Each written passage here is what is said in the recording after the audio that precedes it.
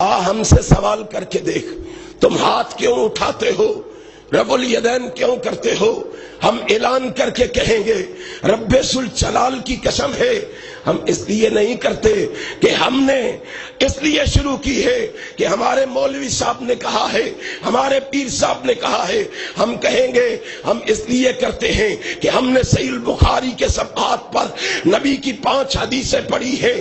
ہم اس لیے کرتے ہیں کہ ہم نے صحیح مسلم میں نبی کی 6 حدیثیں پڑھی ہیں۔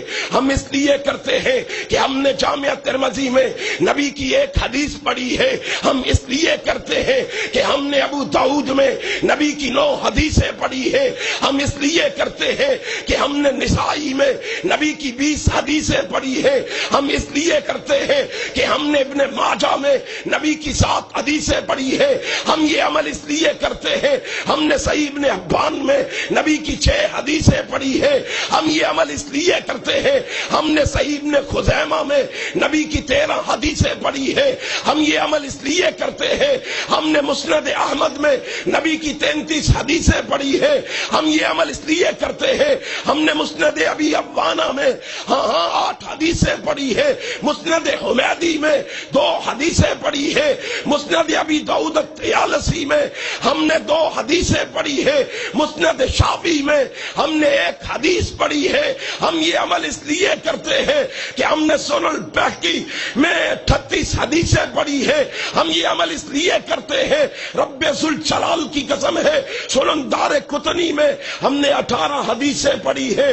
ہم یہ عمل اس لیے کرتے ہیں کہ سنن دارمی میں ہم نے 5 حدیثیں پڑھی ہے۔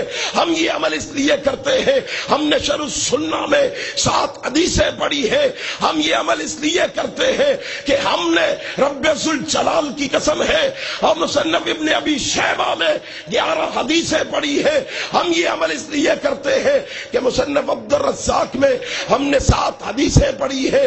ہم یہ عمل اس لیے کرتے ہیں، ہم نے موطا امام محمد میں 1 حدیث پڑھی ہے۔